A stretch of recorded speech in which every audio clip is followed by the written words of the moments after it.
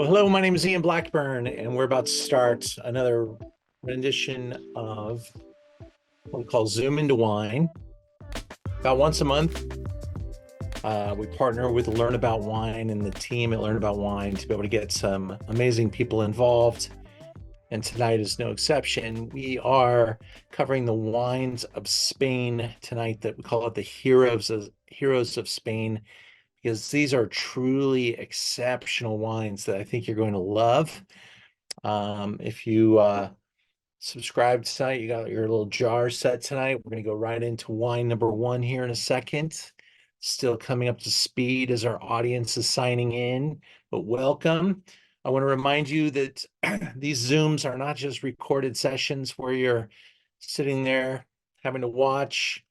We have a chat box that I'm hoping will be lit up with comments about the wines, questions about the wines. Now, sometimes the topics are local and or in a time zone that makes a lot of sense to have the producers live. Unfortunately, right now, 7 p.m. on the West Coast. It's about 3, 4 in the morning in Spain. So we did record, though, with a lot of talented people on this occasion.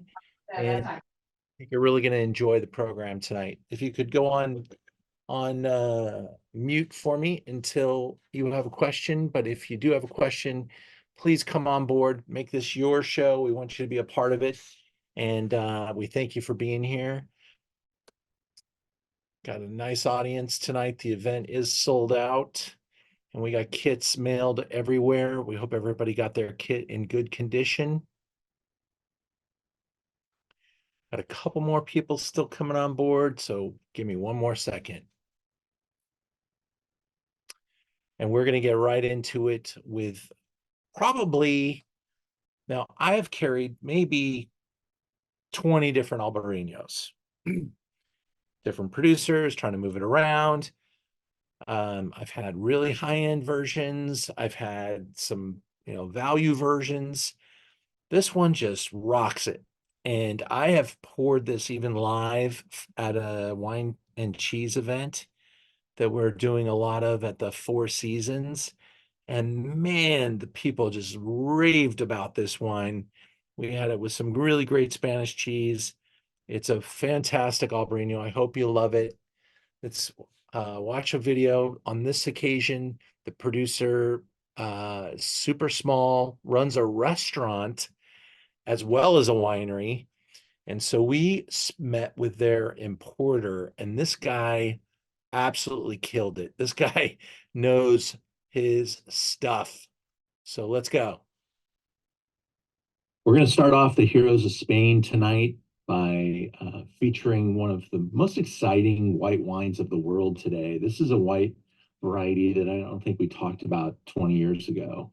And today there are a number of exciting producers bringing this varietal forward at different price points.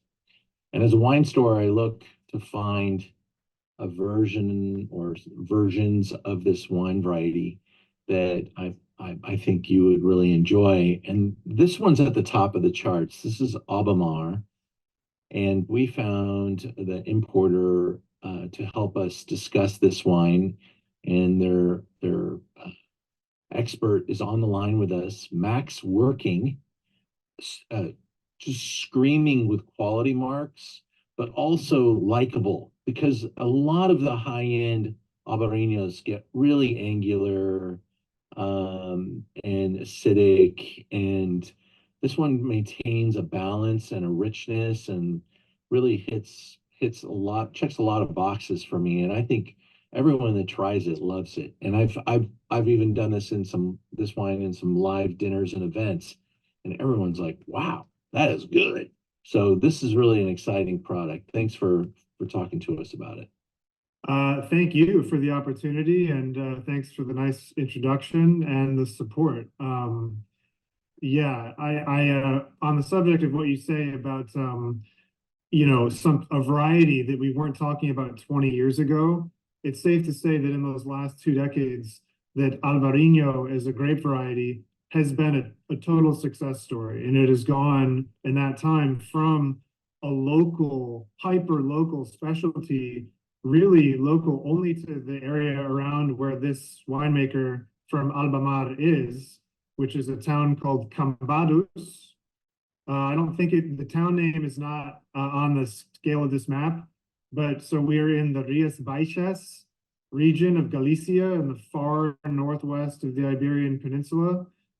His name is Xurxo, which is a little bit of a mouthful, especially when you look at the spelling. It looks scary, Xurxo, but rest assured, all that is the Galician version of Jorge, George.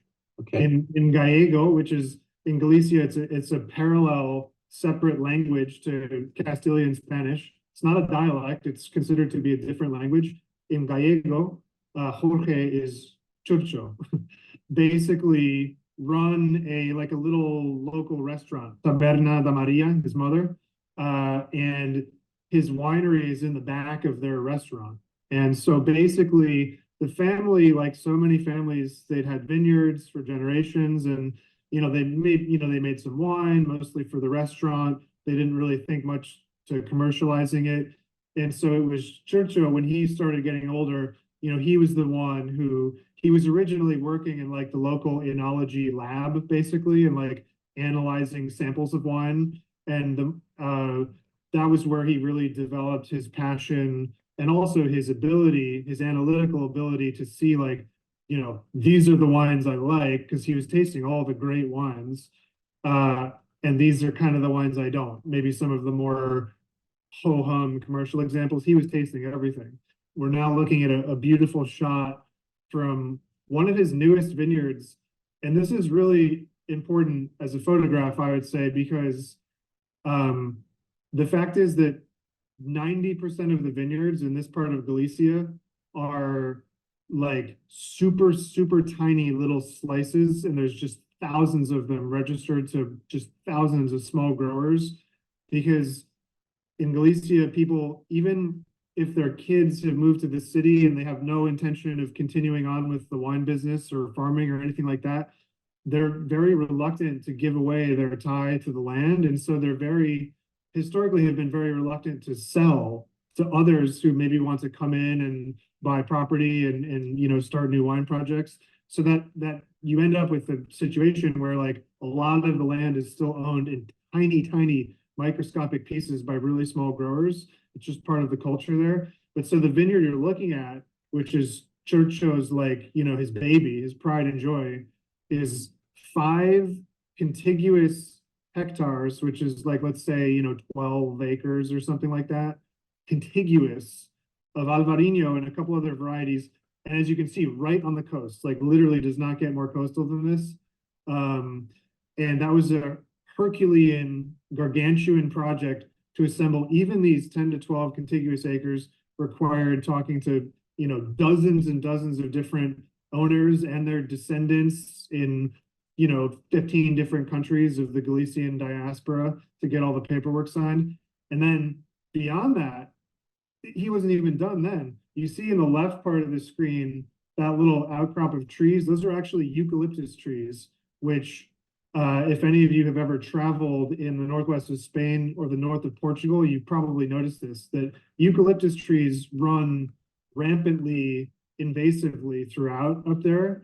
And so the government is actually sort of incentivizing people to clear stands of eucalyptus trees. And so he was able to, part of the reason he was able to get this vineyard planting project off the ground was because in addition to the complicated aspect of assembling the contiguous landholding, he had to clear all of it of just eucalyptus trees that were running rampant. So a lot of local backstory here, but a beautiful coastal, again, you're talking about with Albarino from this part of Galicia, one of the wines of the world that I think best reflects its origin as a coastally grown accompaniment to the local food, which, this is also the part of Spain that is renowned for tinned seafood and razor clams and berberechos, the little cockles, and the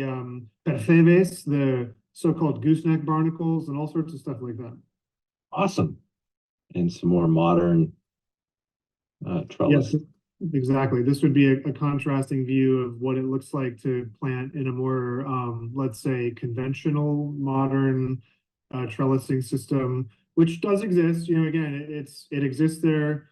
The grower, you know, of the wine that we're tasting now, the ALBAMAR is, he has a couple vineyards planted this way, like mostly as an experiment, just because he is definitely, like a lot of good wine growers, he's not extremely dogmatic. Like he wants to see if something will work, and he, you know, tinkers around. But like we can safely say that the majority of his vineyards are looking like the last one you saw, the traditional kind of pergola style trellising is the majority of what he has.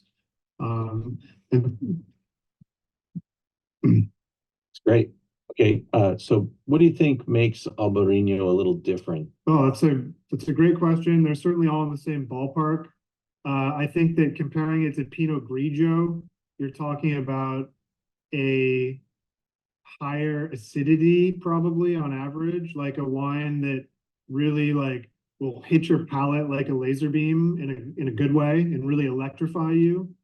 Um, Almost maybe more than Pinot Grigio, you could almost compare it to dry Riesling in that way, almost.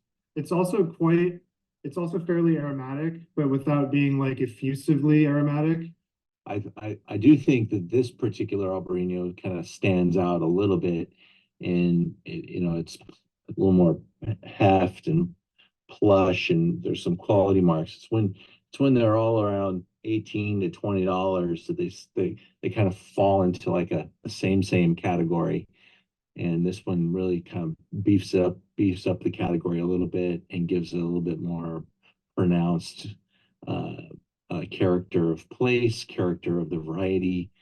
And I love the note here that talks about you being able to pair this wine with roasted artichokes, sheep's milk cheeses, and really, you know, we lean into that fresh, salty salinity with this wine too. I love that. Certainly, when you're talking about you know, a truly saliva-inducing white, I mean, it's among the more versatile wines you can have at the table for sure. Awesome. We're going to talk to you again soon, Max. Thank you for your time. Thank you for the opportunity, and I look forward to being back soon. Really intelligent, very involved gentleman who works for a wine portfolio that's really heavily focused on wines from this part of the world. So that guy is on the phone and on Zoom all day with different Spanish producers, speaks the language beautifully, loved how he rolled his R's and just he was a wealth of knowledge. So we'll have him back in just a minute because another one of his portfolio, just kind of coincidentally, he represents two of the wines tonight.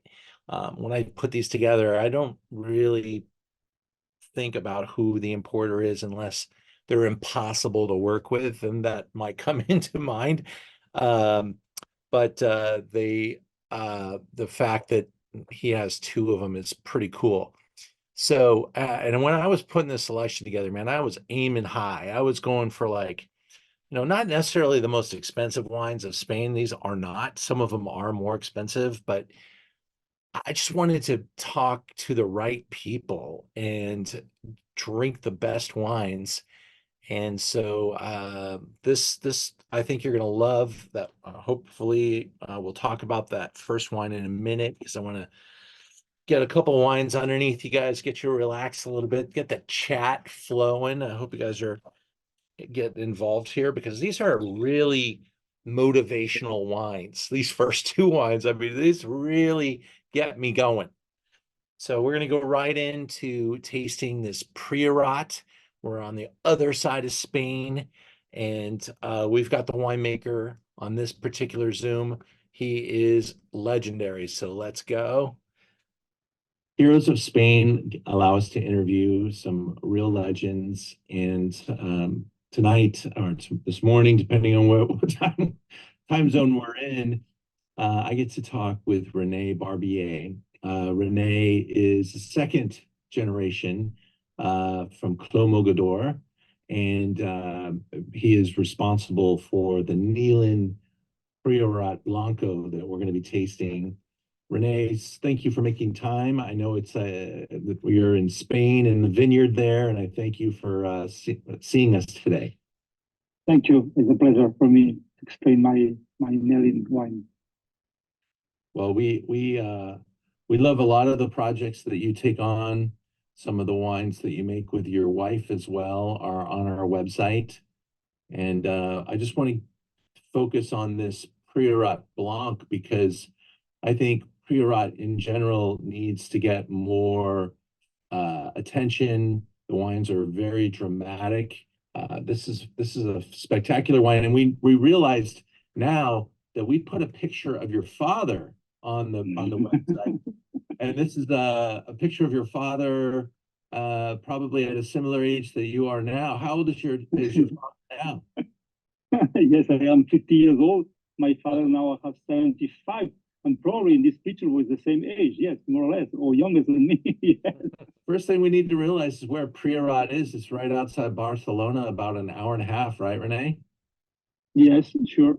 So can you tell us a little bit about Mogador? And I love the name, by the way. It seems like right out of Dungeons and Dragons, or wasn't there a Mogador in one of these movies that are out right now? But CLOS MOGADOR, very important producer. Yes, this story is a very nice story. It's a story about 5 different friends of my father, starting in the 80s, the new wines of PRIORAT. This idea in that moment was very simple. We tried to make the best we can do in the one vineyard, only one vineyard. In that time in Spain was unusual. In that time, the important label was the labels like a brand, like Torres, President, Color New, big factories. No, that was very important, but not so important the single vineyard. No, this idea of only one vineyard, and that was the big story of this 5 friends start in that time. And today, PRIORAT, is the more expensive wine per bottle, and it's now okay. We are very little production, but the people know PRIORAT now, and it's my passion. Why PRIORAT? I think we have a very different whites in the south of Spain, in the south of Europe. No, everybody know the Riesling from the north, the Chardonnay from the Burgundy, but we have incredible white. It's amazing. Now, one of the definitive pieces of the puzzle for what makes PRIORAT such a special spot is this really unique soil composition. Do I pronounce it Licorata? Licorella, yes, Licorella. Yeah. Yes, this is our secret. Yeah. Yeah, it's now the secret of the PRIORAT is Licorella. You can't look at this spot here and not think, you're not going to get a boring wine from a vineyard with this type of layout. Look at this. It's like a, what it is, like 3-5 diamond type of ski course here with all the obstacles and the amazing old vine material, the stone, the slope, the terraces here. When was this vineyard planted, Renee? Yes, this is planted from my father in the 80s, and now it's worked for my brother, my young brother. Now is Christian. He's in charge of the viticulture. That's very important. He made a very incredible viticulture called regenerative viticulture. It's like a more an ecological, the idea is to put animals inside, to make all his products. Also plant more and more trees, other agriculture, not only vineyard. We have honey, we have almond trees, olive trees, nut trees, and that's and also the cover grass. That's very important also for us. You see in the picture, this all viticulture is very important. No, the place, yes, the place is magic, but the viticulture is very strong, very difficult. But my brother made a really good job, and together now we are in charge of the Mogador. This is my father planted, my father started, and now the second generation, my brother in the vineyard and me in the winery. we made Mogador in that time today. This wine, kind of a balance, you say, between the feminine and masculine side. And you know, touching about maybe the handling of the wine versus the vineyard, the masculinity of the vineyard and the site. Is that what we're discussing? Yes, the Garnacha is a great, world famous in our place. Garnacha red and Garnacha white, both.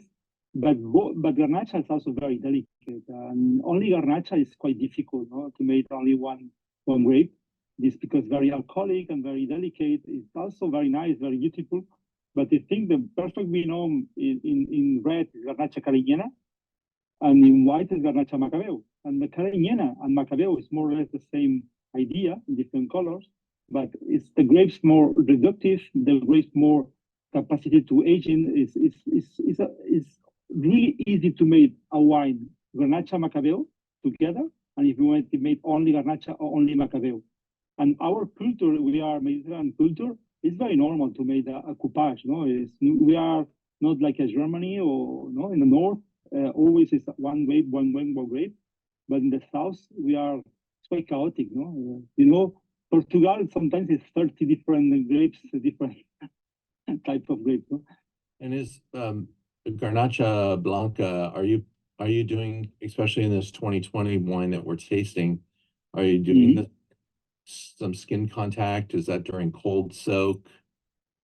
Are you doing a cold soak? My idea always is I never put yeast and correction and nothing, only some small sulfur. But for white, who has more yeast, and I like also to this technique, I made some part with fermentation with the skin, especially the starter. The starter, I use all the skins, and I made the grapes, white grapes with the skins. And after a week or 10 days, when the fermentation is really, really strong, I take that and I put this in the rest. Now, why I told it's like a 10% skin contact, my wife. Perfect. And then this wine spends how much time in wood? Well, it's not this picture, it's the red, but the wood is like a biggest, it's like 1,200 liters, and I made 1 year. It's not new, it's old. 1 year, and after a year, I blend all the big food or the big barrels, and I put all together in steel tank. 6 or 8 months more. Total aging between both materials normally is between 16 or 17 months. So when we taste this wine, what are you trying to communicate? I love the texture of this white, no? White of the south in general, and the PRIORAT, this concentration, this texture. If you want balance, probably PRIORAT is not the best place in the world. But if you want character, PRIORAT is one of the good places in the world, no? And that's sure. And the wine pairing is huge. We have a lot of possibilities. Especially when I sell that wine, I try to sell the wine was nearly too easy to drink. It's not like a red, you need like 10 years to drink because it's quite strong. This, when I sell, after this 18 months aging, and in this way so natural, the wine is quite complex. It's quite easy to drink in 1, 2 or 3 years. But if you wait 5 years, 7 years, the wine is totally different. And the pairing is different if it's very old, not like a more than 10 years. You can to bring like a blue cheese, no? Or when it's quite in the medium moment, have a lot of possibility, no? If you want a bacalao, very typical for us, it's possible. But if you want also the contrast, it's like a lamb, very fat, then you can make it. And sure, mushrooms, eggs, vegetables, impossible vegetables like asparagus is impossible with the red or artichoke. Yeah. Many dishes very complicated for the red. If NELIN, I try it when it's possible. No, that's why it's so exciting. You can, I think you can make all menu with NELIN in the different NELIN different aging. When it's young is one thing, when it's 5 years, one another thing, and when it's 10 years is another thing. Thank you. Have a good day. Bye-bye. Goodbye. Thank you. Bye. Guy is absolutely a treasure. And we have actually met him before. If you've been Zooming with me for a while, he and his wife make some fantastic wines under the name Venus La Universal. Really a cool, almost natural wine project that he and his wife have taken on. And he is, very highly scored. The MOGADOR PRIORAT wines that sell for close to $200 a bottle are what they're famous for. Those big reds that get 100 points and last a lifetime. But this white project of theirs is growing in popularity, and they also have a couple other cuvées that they represent as well. So really a fun find. NELIN, that's the name of it. Price point on that wine, I'm not sure if we spent much time there, so I'll bring that back and show you the price. We're about $80 a bottle for that baby right there. And man, I love it right now, and I'd love to bring this to dinner, to a really fun occasion.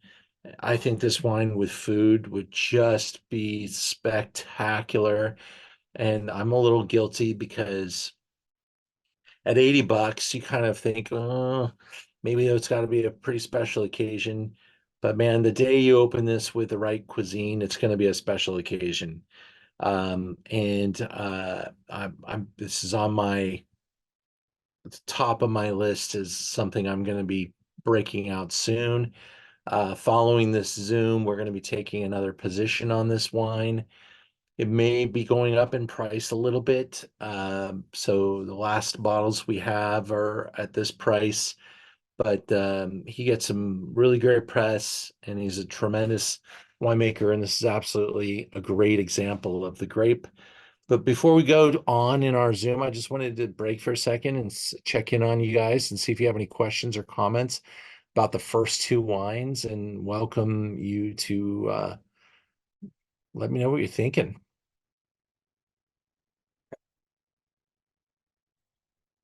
That wine, that last wine that we had,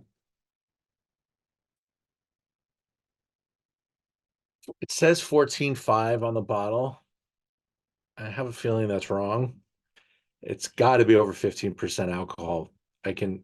There's almost some, when we might detect some, as someone wisely said, they feel a little heat coming off the wine, that's for sure. But there's almost like a sweetness that we get from that alcohol too, that really kind of backs up the definition of this wine. Again, it's powerful white. This is maybe too much wine for some of us without a food dish. He said blue cheese. I didn't even think about blue cheese until he said it, and then I can't get it out of my mind. I'd love to have this with some blue, but I'd like to find some of the more nuanced pairings as well, because I think there are plenty. And I have said this before, as a guy who makes red wine, I probably drink 3 bottles of white to every 1 bottle of red. That I'm weird that way, because most people are the opposite, drinking mostly red wine. But I love to cook, and I think that white wines with food just have way more application. And you could just see this wine going. He even said lamb with this wine.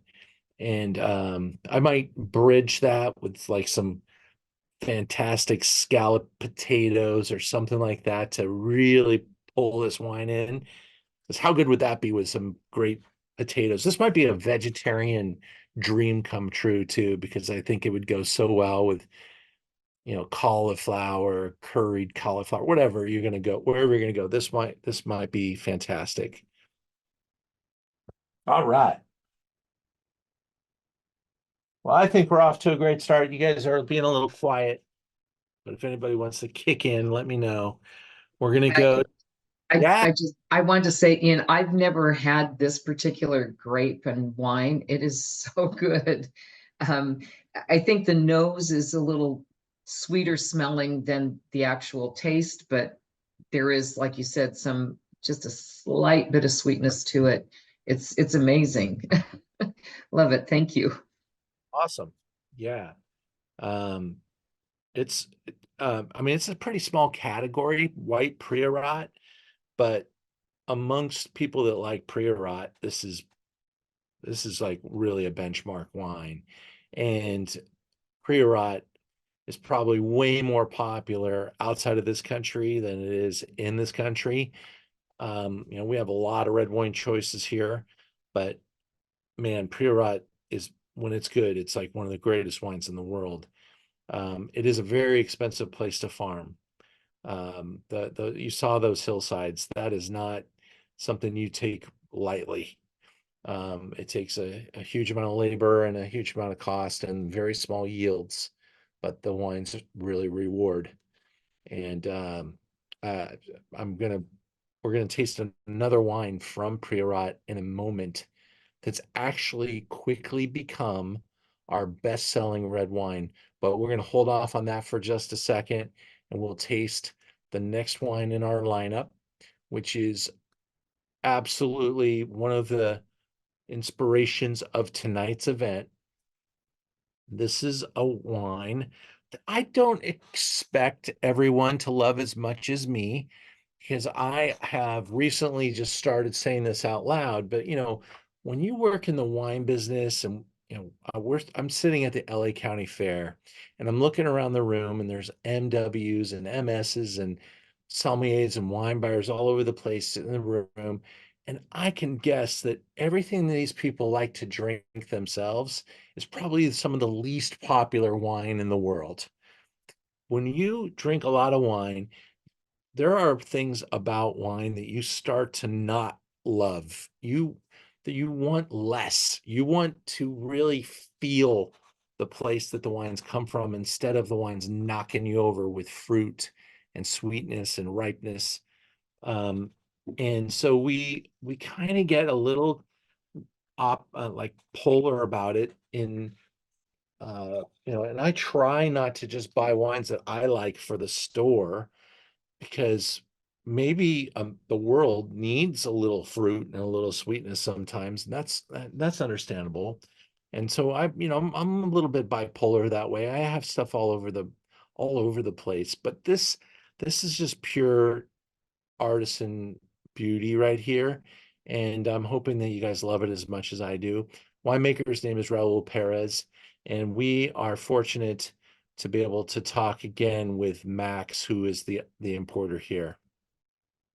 Well, that didn't take long, Max. We're back to talk now about a wine that I fell in love with a couple of years ago.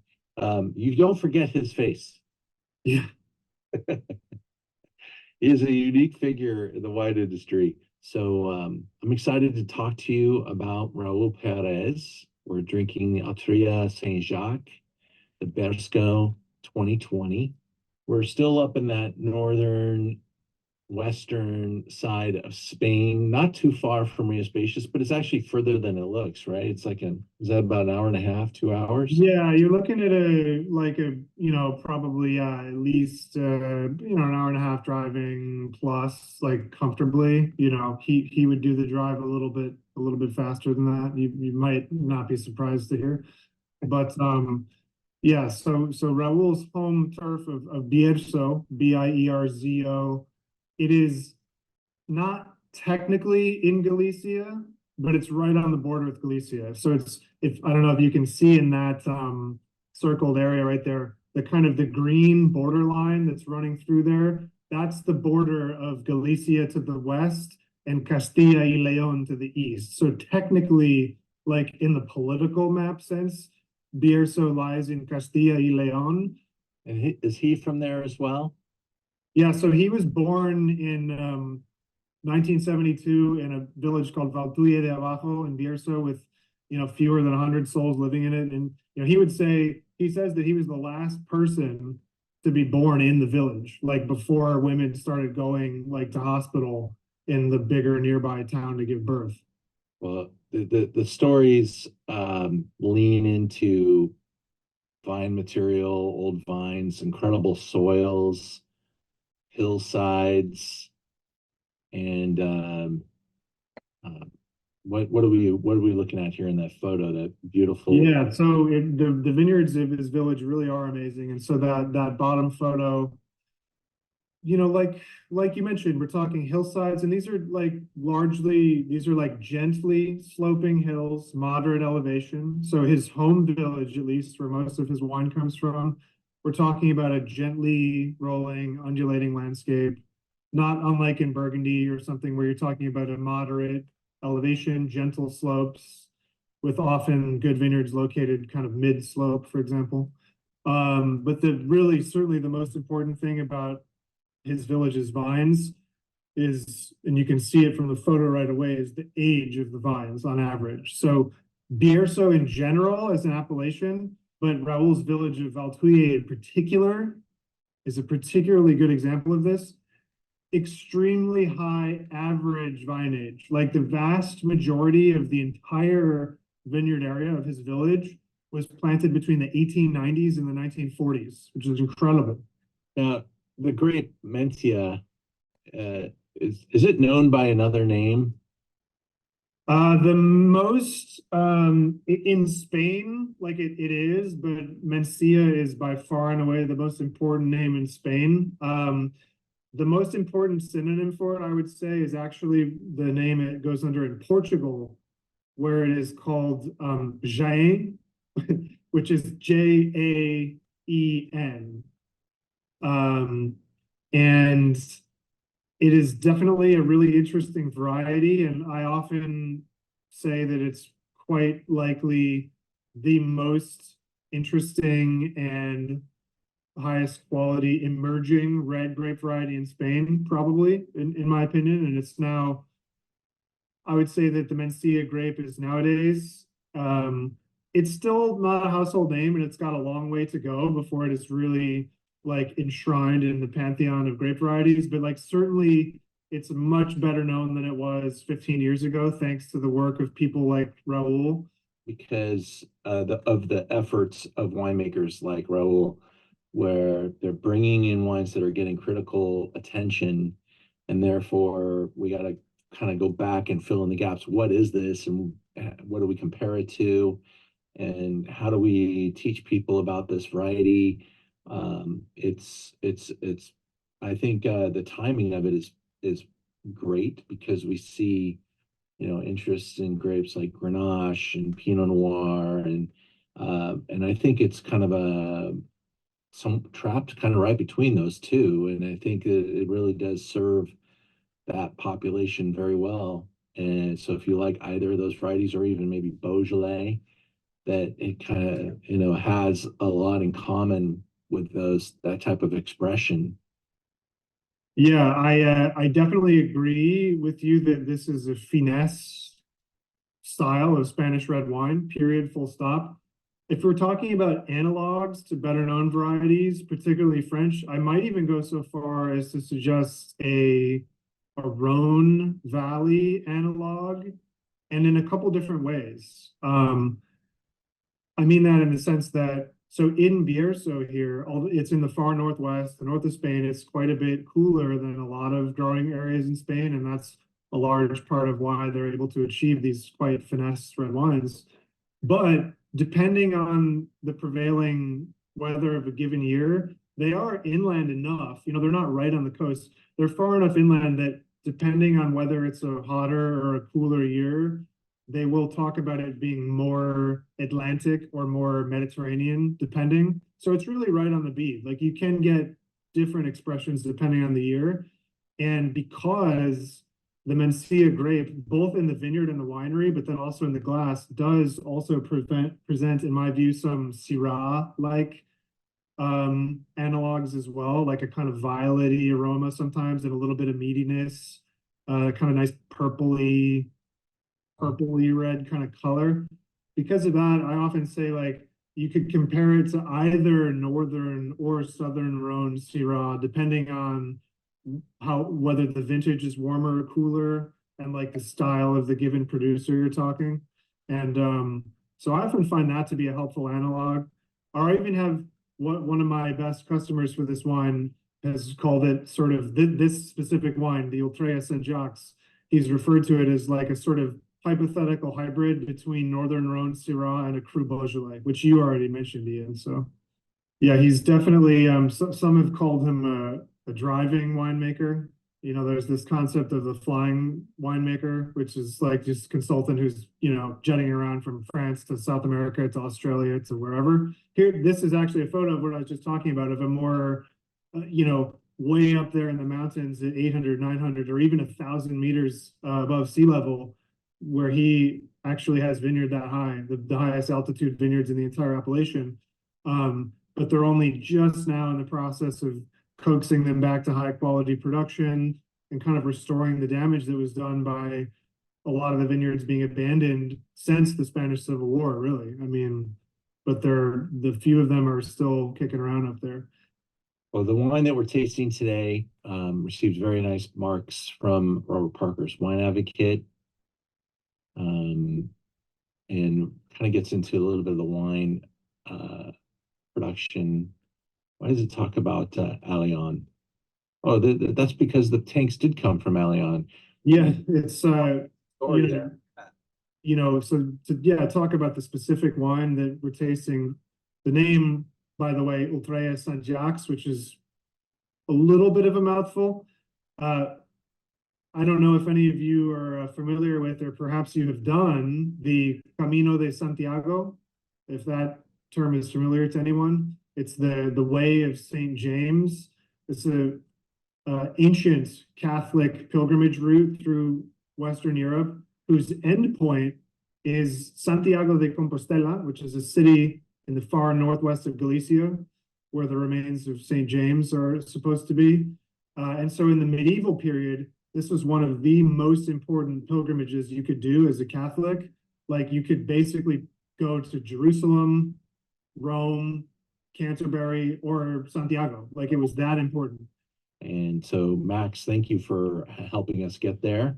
And every, you know, little steps, baby steps. Thanks. Yeah, my pleasure. And thank you all for supporting, you know, real wines made by real wine growers, from people like Raul, who really they're among the very best of. We could call this like the quote unquote new Spain. You know, Raul is at the center of the new Spain, changing the conversation. Max gets a lot of points for me. He does such a great job. And this wine's like $22. This is like one of my extreme value wines. I tell people that this is the type of stuff I search hard to find, because man, for $22, you don't have to think super hard about opening this bottle. It goes with so many different things and so many different places. And when you do some research and you find out just how important Raul Perez is becoming as a winemaker, I mean, we're talking about a guy who might be one of the top 10 wine personalities in the wine world now, because he is really carving it up and making some delicious wines from grapes like this. And he's even like, there's other grape varieties that are even smaller and more indigenous that he starts to embrace. I just got to show you, if you go to Merchant of Wine and you pull up the website and use the search bar in the corner, and you say Raul Perez, you'll see a number of different wines that we have, because I started to buy some of the single vineyard old vine sites that he was referring to. So you can spend a lot more. Although I keep these wines probably $10 a bottle less than anybody in America right now. They're over $50 after this vintage for sure too. But I'm really excited about this variety, and I think if you like this wine at all, just go on a ride and find out more about MENCIA and BIERZO and the potential that this thing has, because I think these wines will be some of the jewels of Spain going forward.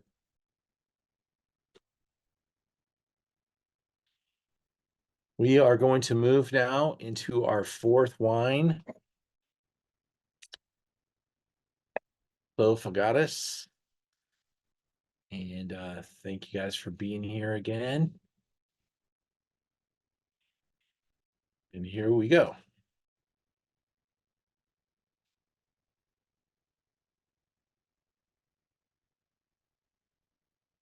Our guest on this occasion is a gentleman named Christopher Cannon, and I will say that it took me a while before I realized I know his son.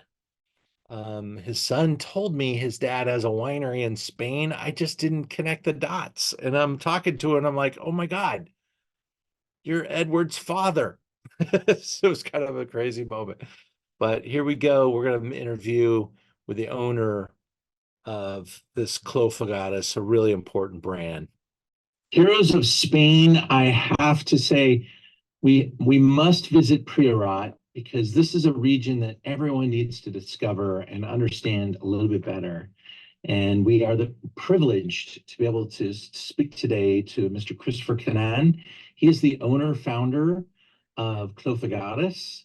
And I am so excited to meet you because this wine has become quite surprisingly, quietly, our best-selling red wine on our website, Mr. Cannon. So we are thrilled to discuss this wine with you.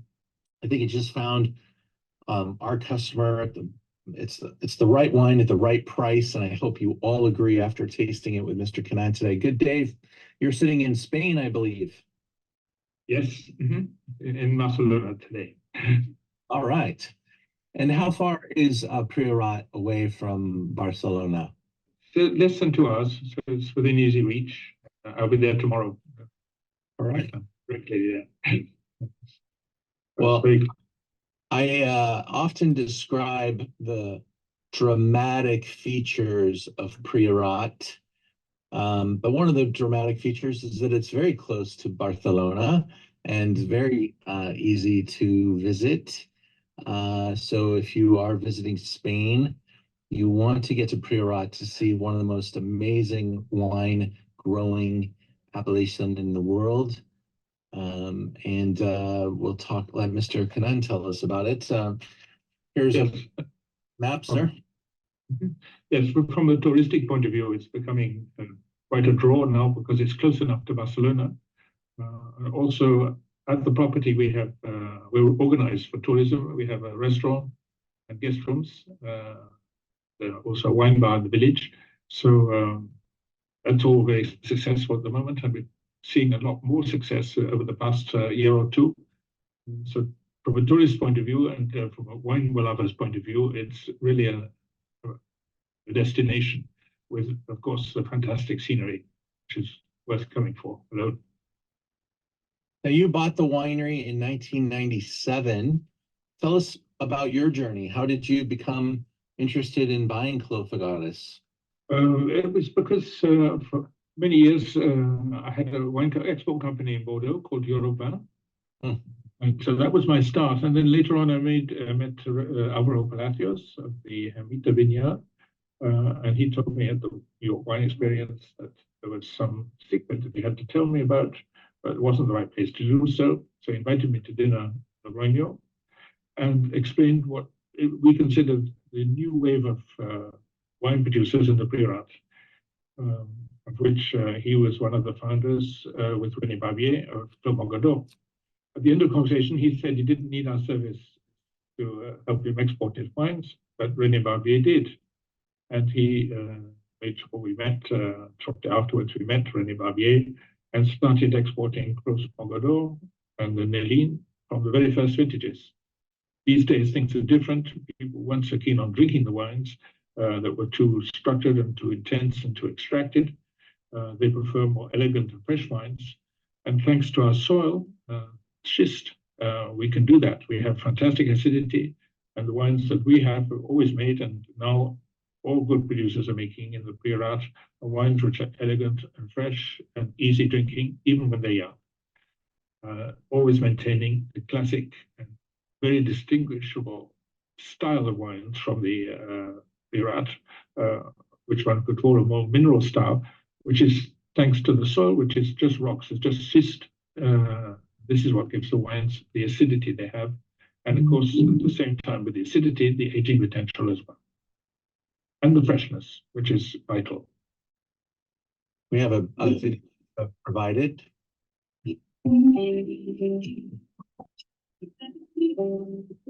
Lo que es impresionante es el paisaje y después el porque realmente hay grandes vinos aquí que se ve con el suelo que de aquí. Unfortunately, that's in Spanish.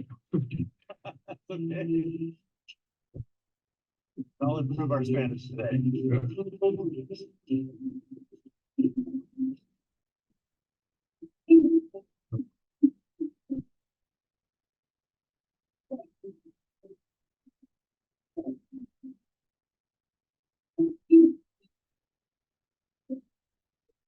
Catalan. It's not an ideal drawing, but it gives you a little idea of the vineyard. The vineyard. Más agentes de viajes en Barcelona. It takes us there, you know. I love that. You know, being able to That's the feel restaurant. it's gorgeous. What I love about the video feature is that it just kind of brings us into the energy, the place, and you can really kind of imagine more than just a still picture. It kind of embraces the energy. Yes.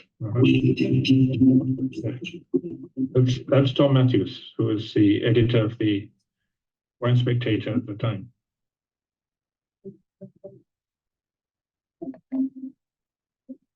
All right, we're going to try to come and visit you next year in November. Oh my goodness, we look forward to that. That will be a special pleasure. Outstanding. And I'm realizing that I know your son. Oh yes, you know Edward. Yes, Of course. yes. I'm like, of course, it's Edward's father. That makes all the sense in the world. He looks just like you. Not sure about that, but anyway, he's very happy in Los Angeles, working for Joanne at the moment. Very good. Yes, he's always. I think he's particular to the Los Angeles weather, and he looks like he's doing well. I just had dinner with him about 2 weeks ago. Yes, no, he's very happy. And the cellar here. Yes, underground cellar, probably about 300 years old. This is where we age the wines, all in French oak 500-liter casks. The wine that SERRAS PRIORAT, which yes, we should discuss, is aged for 7 months in these barrels before being bottled. And the idea is we bottle it very young in order to capture the fruit. And the key to the SERRAS PRIORAT is a wine that represents the Priorat in one way, and at the same time is ready to drink when it's young, and is very much fruit-forward style, but still has the mineral character of the Priorat. And also the aging potential can age for 5 to 7 years without any problem, maybe even more. Well, our wine that we're going to taste today is a wonderful, definitive, perfect example of Priorat, especially leaning towards, you know, an entry level wine. We also carry your top wine, which is for that special moment, for the wine cellar, for collectability. But the wine that we're tasting today is something you can drink any day of the week with a great meal and be very proud that it is a top representation and a great value. I just think that, you know, in the world of wine, when you are somewhere between $30 and $40, you're discovering something that's truly authentic, that can have the innate qualities of the place and really feature, you know, the best foot forward. And then there's always going to be something even greater that can achieve more longevity and more. But this wine here just really delivers for the moment. And I think that you guys have done a great job putting this wine in the bottle and creating a wine that gives people exactly what they like. And that's why it has become one of our our best-selling wines. Mr. Canan, what would you like to tell us about? Yes, no, as I was saying, we're delighted that it's but it's been made in such a way that it is relatively forward. You don't have to keep it too long before drinking it. The idea is it should be drunk young. It's a more, I guess you would say, a more modern style of PRIORAT, more fruit-ridden style.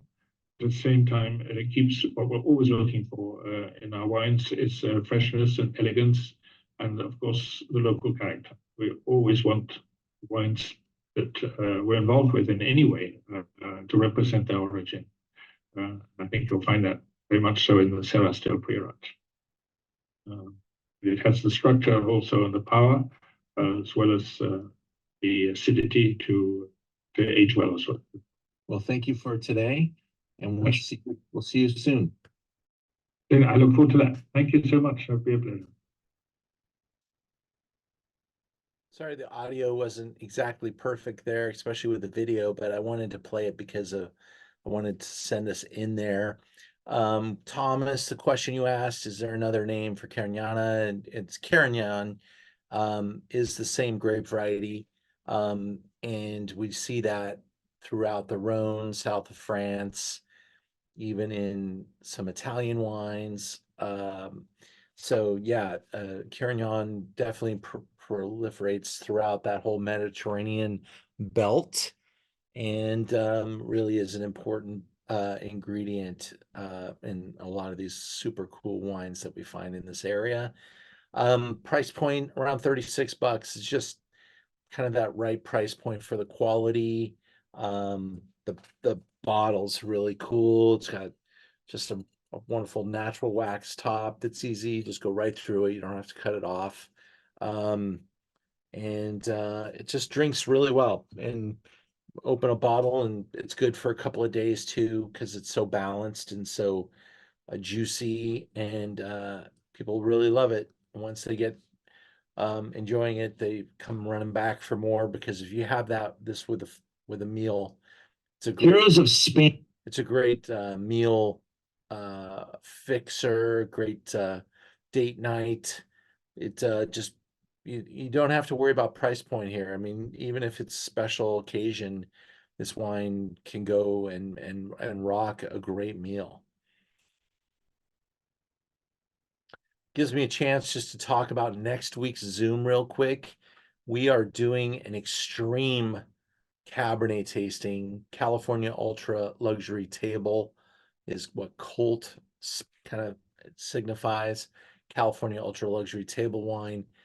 So most of them are from Napa, but we have a couple outliers that we're going to be opening up. Take a look at the wine list. There's only a couple spots left for that Colt wine tasting next week, but I do want it to sell out because it'll be ridiculous and amazing. So if you want to drink some truly special red wines, take a look at that wine list. Then we're doing this great deep dive on Syrah, really tasting some of the blockbusters on our website. A couple weeks ago, we had Coriolis on our Zoom about Oregon wines. She used to be the winemaker at Sinquanon, and Sinquanon, when she left, was ending a relationship with a vineyard, so she went and got permission to take that vineyard. It's a California wine. She makes it in Oregon at one of the most collectible wineries in Oregon. And you will freak out when you try this Syrah. Paul Lotto, this is almost 100-point Syrah called Cinematique. Ridiculous. This old vine Biennacido from Ledge is 98 points. Jeb Dunnick. The Camins de Dreams is awesome. It's been truly a special wine in our store. And we have sold a lot of this wine. I want to put it in with this flight.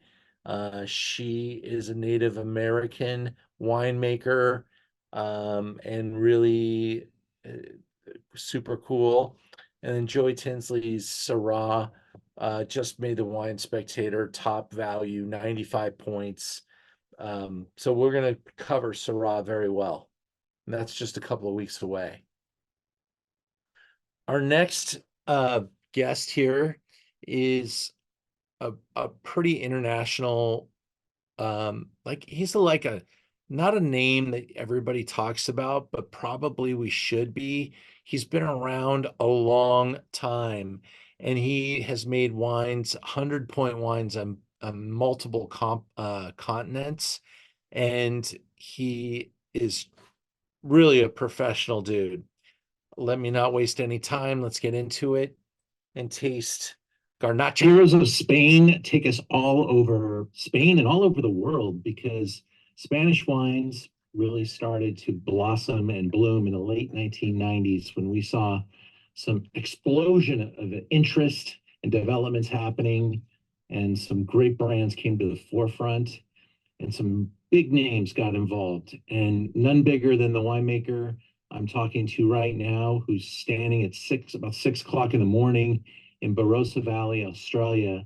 This is Chris Ringland, and he is a legend in the world of winemaking, 100-point wines made around the world, and such an honor to be able to speak with you today. No, thank you, Ian. It's always good to be able to tell the stories about what we do. Awesome. Well, I am curious about how did you get involved with making old vine Grenache in Spain? I've been, well, since I graduated from wine school, University of Adelaide, back in the early 80s, I've been doing various winemaking jobs, and I wound up working in the Barossa Valley in the mid-80s, and wound up for 18 years being the winemaker at Rockford Winery in the Barossa. And during that period, Rockford became an extremely important part of the development of the modern era of Barossa Valley, and in particular Barossa Valley Shiraz. And on the back of the success of Rockford, and also to my amazement, the fact that the proprietor of the business, my boss, allowed me to make my own little parcel of wine as a little sideline job, and that I named that Three Rivers. And that wine started to develop an international reputation, even though it was only made in tiny amounts, only ever 2 barrels. Wow. Was approached in around 2000 by a gentleman named Jorge Adonio, who had established an extremely successful import company into the United States for Spanish wine. And, Spanish wine was really starting to gain a new momentum in the United States in the early 2000s. And Jorge had seen what was going on with my winemaking in the Barossa Valley, and invited me to come over and travel around Spain with him, with a view to establishing some new and exciting winemaking projects. And I was young enough and energetic enough to go, this is a fantastic opportunity, let's get into it. And on the back of this period of evaluating vineyards, meeting with people, I met with José Miguel San Martin and the people at Bodegas Bolsayo, and we established a plan to create Bodegas Alto MONCAYO. But home to some amazing vine material. When you got there and you saw these sites, were you looking at like old abandoned vineyard land, or what was happening back then? It's a very interesting period in the re-evaluation of what Spain can do. Jorge Adonio was very visionary in realizing this needed to be captured, and new momentum was developing. The vineyards were all in beautiful condition. And you'd understand, mate, we've gone from a period where everybody thought Spain was Rioja, Ribera del Duero, maybe Cava and Sherry, to all of a sudden the discovery of these other regions of Spain, which were really, during that period, considered outliers, maybe second tier, maybe only known locally. So, of course, climatically, northern Spain and southern Australia have almost identical climate. So from my point of view, arriving there and looking around the beautiful old Garnacha vineyards in the the Aragona, Campo de Borja sub-region, it was struck me as it was just as simply a how do we put it, a no-brainer. This was going to be an extraordinarily exciting prospect, an extraordinary project. And the great thing about it was all based on the vineyards. You know, you can't make great wine for the long term and develop a style and a reputation without the fundamental foundation being absolutely impeccable. And the thing that I brought to the party was the winemaking approach that I was using in the Barossa Valley and that I'd been taught, which was keep all the vineyards separate, keep all the ferments very small, shallow little open ferments, very gentle handling, very gentle basket pressing, old-fashioned winemaking technique, and then finishing the wine in impeccable new oak barrels. And essentially my job was to set up. For the first few vintages, we actually made the wine in a little almond packing shed in Bulbuente. That they cleared this almond packing shed out, and we just the actual fermenters we were in such under a bit of a time pressure to get this bodega up and happening and get the first wine production happening in the vintage of 2002, that I actually had the fermenters made in the Barossa Valley, packed into shipping containers, and then I was also wanting them to utilise some very good locally made barrels, AP John Cooper, and these barrels are American oak, but the oak is sourced and then seasoned in the Barossa Valley. The barrels are constructed, and so then of course we actually worked out to fill the stainless steel fermenters with the barrels and ship them all to Bilbao in one go. And the reason I wanted to use these barrels was because I wanted this project to have a unique barrel supply that no one else was using in fact in this stage in the Northern Hemisphere. And it has turned out, of course, extremely effective. That's amazing.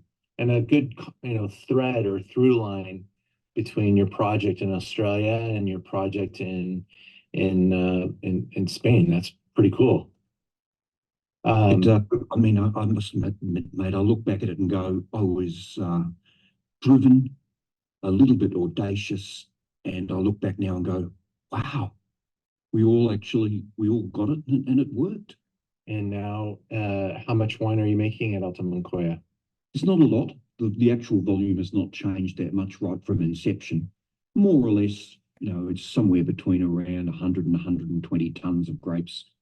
Absolutely, at the top of the food chain too. These are some of the more highly sought after Grenache wines in Spain, and you can probably start to say the world, because we got Grenache really becoming a major variety. The Grenache hunters are out there looking in the Rhone Valley, intensely perfumed, spice tinged, black and blue fruits, vanilla, candied flowers, cola on the nose, along with a smoky element that builds with air. I'm not making any excuses there. For example, if you open a VERATON, please do a bit of planning and give it a good decant, and maybe think about not actually enjoying it with the people you're going to drink it with for a few hours, because it will evolve incredibly. And this is the amazing thing about Garnacha. The selection of these particular grapes going down to individual villages throughout the Campo de Borja region means that. And also, I should remind you that hope I'm not scooting around too much, but Moncayo, and there's a lovely picture of the mountain, of course, behind the bodega in that shot of the bodega. It's a volcano.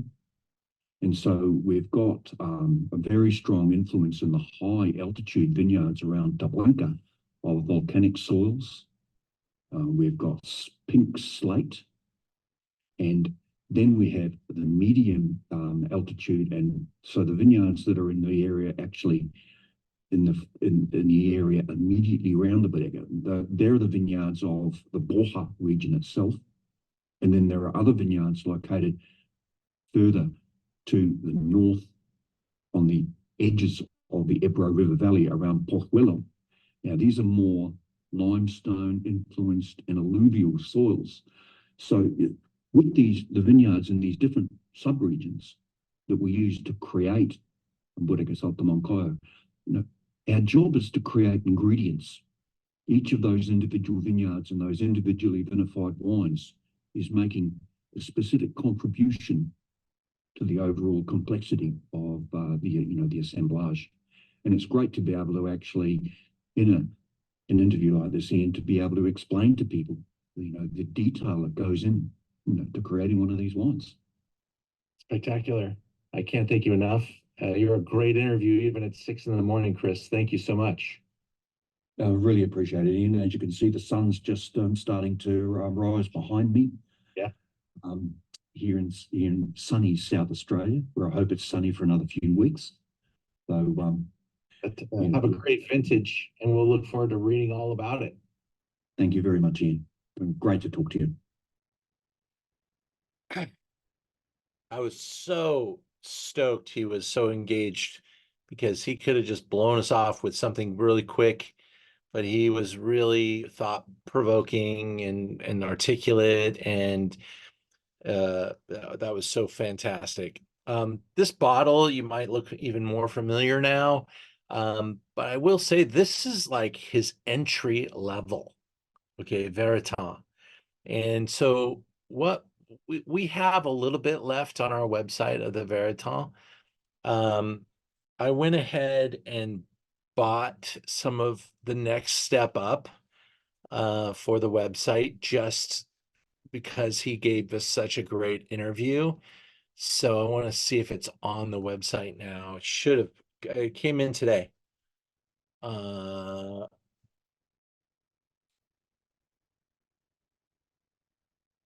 Maybe not. Find it. Alto. So thank you.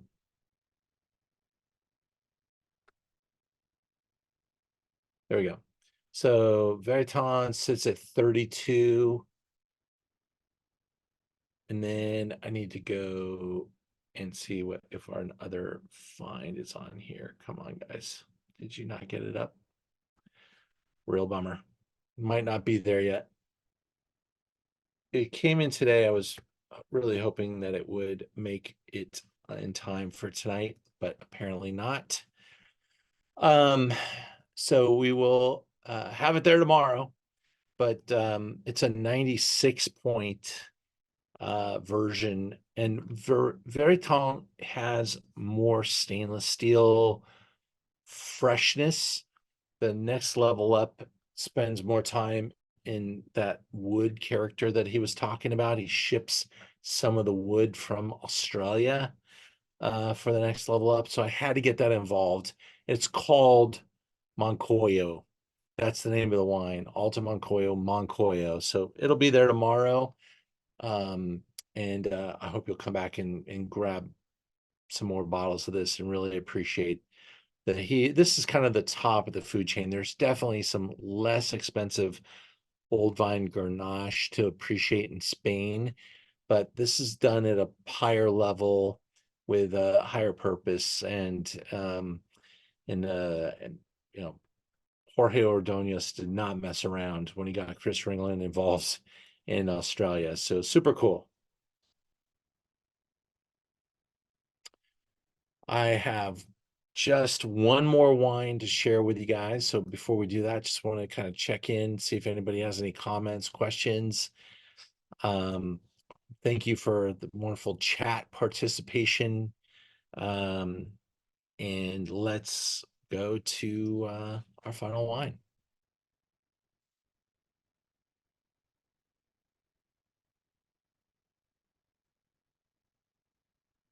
Can you guys see? I can't see it. Where did my slideshow go? Hold on a second. I think it disappeared.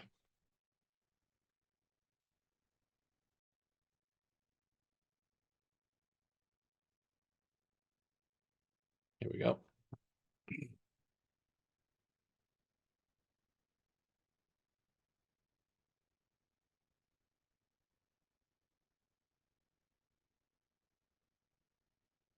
All right.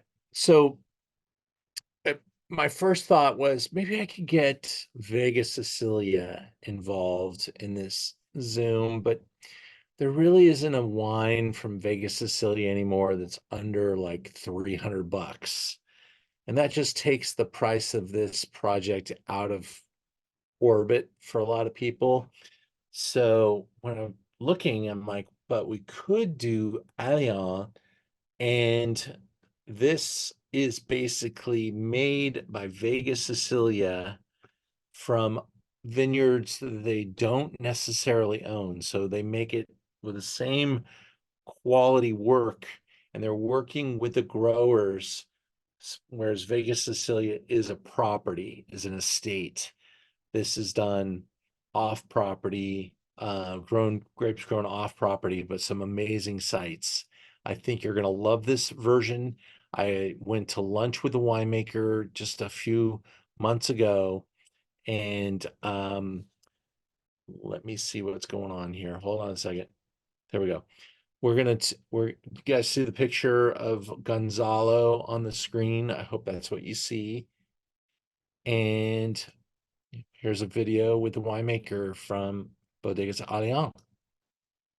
Heroes of Spain take us now to Ribera del Duero, where we're going to meet with winemaker Gonzalo Iturraga de Juan. He is with Bodega ALIÓN. No, thank you to you. Thank you for having me. It's a pleasure.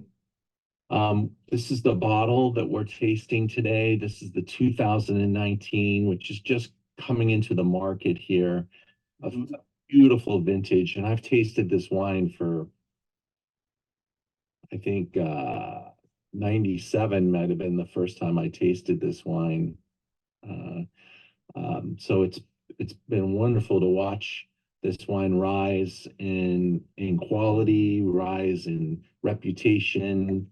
We are in Ribera del Duero, which just a little south of the border with France, Rioja. There's Ribera, known as the Golden Mile. Yeah, the Golden Miles. Well, the Golden Mile is only it's from Peñafiel to Vega Sicilia, but the length of the Ribera del Duero is like 140 kilometers. So the Golden Mile is just about 10 kilometers. We are in the winery is located in the Golden Mile, but we have vines from all over the Ribera del Duero. Thank you for telling me that. You're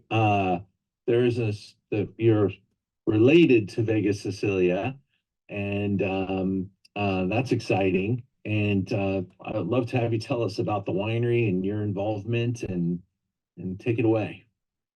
Okay, well, Vega Sicilia was born in Pablo's mine in the late 80s. His purpose was to produce a modern wine, more cosmopolitan wine in Ribera del Duero, and to keep the more traditional wines in Vega Sicilia. So the first three vintages of ALIÓN, they were produced in Vega Sicilia, but in 1984 we built a new winery. We bought a winery, Bodegas Liceo, and we rebuilt it to start producing ALIÓN.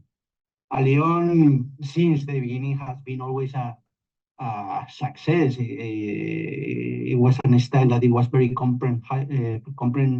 understandable for everybody, and it has been always a wine that really represents very well the Ribera del Duero, because it have vines from different places from Ribera. So it has been always a very great representation of what you can have in the Ribera del Duero.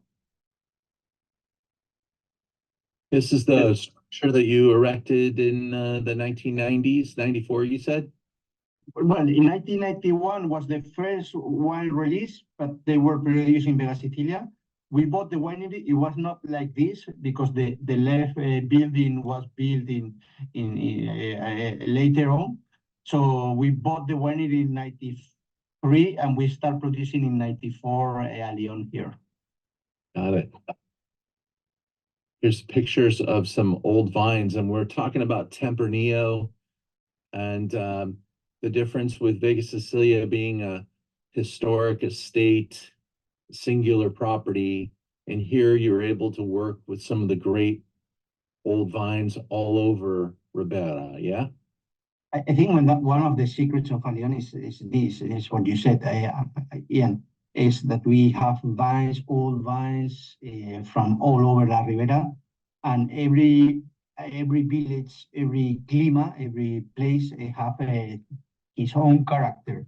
And what we try to do from the winery, from the technical point of view, is try to make a tailor suit to every climate, try to make the best interpretation. And then one of the secrets of this wine is blending all these different elements together during the aging to make I think a really nice wine, Sure. For us, the vines, or for me, the vines, I always say it in Spanish, donde no hay mata, no hay patata. If you don't have a good vine, you don't have a good soil, you can never produce a good wine. So for us, it's very important to find those different vines in the different places and to work them to try to take the best expression of each terroir. This wine received 95 points from James Suckling, and I really love this effort here. This is a really a special wine. 2019 is a great vintage. Will age like a Titan for a couple decades, really beautifully. Can you tell us a little bit about maybe some of the special things you do to, I mean, obviously you're working with the old vines, some really great vineyards that you're able to source. You've got the very best coopers involved here. How much time in wood? So, well, for us, since we taste the grapes, for us, tasting the grapes is very important to see the shape to see how is the behavior of the vines and to see how is the texture of the skins. And we start thinking how we are going to make the wine tasting the grapes. So for us, one of our leitmotif is to pick in the freshness, to pick or to harvest al dente. When we feel that the skins are crunchy, when we feel that the skins are very fruity, and when we feel that the peak of the fruit is when we decide to pick. And this is one of the key points. Then during the extraction for us, we work with the native yeast, we do pumping overs, and we want to make a smooth extraction. We are very worried about making too much extraction. So we want to go very softly, not too much pumping over. And depending where the wine came from, we make different type of aging. So when the climate is more warm, more rich, more opulent, we like to work with a concrete during the aging. When the vines came from 920 meters of altitude, the tonicity of those vines are a little bit more tight and the wines are more vertical. We like to work these wines more with big foodres of 4,000 liters. And then with the rest, we work with a French oak and a little bit of American oak that we produce in our own cooper. So depending how's the texture of the grape, depending how we taste the wine, we have like different ways to interpret the wine making. The length of the aging normally goes from 11 months to 13, 14 months, depending of the. And what percentage do you think is American oak on the wood cooper for that 19? In 19 was a little bit more warmer vintages, so we will, when they're more warmer and more richness, we reduce a little bit the impact of the American because it can be a little bit too much. So in this case, it was more or less about 5%. Full vintage, we could increase until 10% of American oak. What type of characteristics do you like to hear people find when they're smelling and tasting this beautiful wine? What is it about? I think when you feel, when you taste these wines, for me, when it's fabulous is the freshness, and normally they have a big structure because the Planillo in Ribera can have a big structure. The wines are very vertical with a lot of freshness, with a lot of character. I think Ribera it's a wonderful place to make wines. During harvest time, you can have temperatures of 5 degrees Celsius in the morning, 30 in the evening, so it's a huge amplitude. And also the limestone soils give you this character and this strength. So for me, are wines with a lot of character, with a lot of fruitiness, but also with a good structure and freshness. Thank you so much for your time today. Un abrazo from Spain. Have a good day from Los Angeles. Bye. Bye. That's awesome. He's not been the winemaker there for that long. They just had a generational shift to, the old winemaker retired after 20 something years. And so this was kind of like his first big release. And I gotta say, I tried the 18 that, and past vintages too, that were a little like, they were pretty rugged, raw wines that you said, okay, this will be good someday. This guy brought some refinement to this wine that I think this plays out to be delicious now. And those big features are all kind of in balance. And I think this is a fantastic find. And at $120, it needs to be pretty good a bottle. I mean, that's a big number, but this is the type of wine that you could take out to, and have at any of the top restaurants, etc. In fact, I gotta quote that price correctly. 134 is the number. So there it is. There's not a lot of it in the world. I mean, it's not a huge production, but it is at a price point where you'll be able to find this for a little while. We just got the 19 in. I think it's just super now. And again, you could come back to this wine 15, 20 years later, and it's only going to get better. This thing just has incredible traction.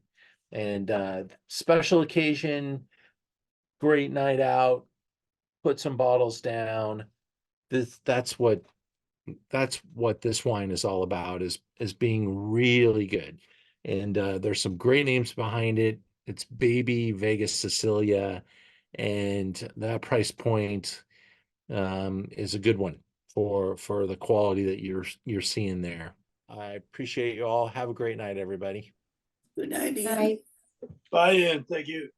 Great job on the tasting notes, Kent.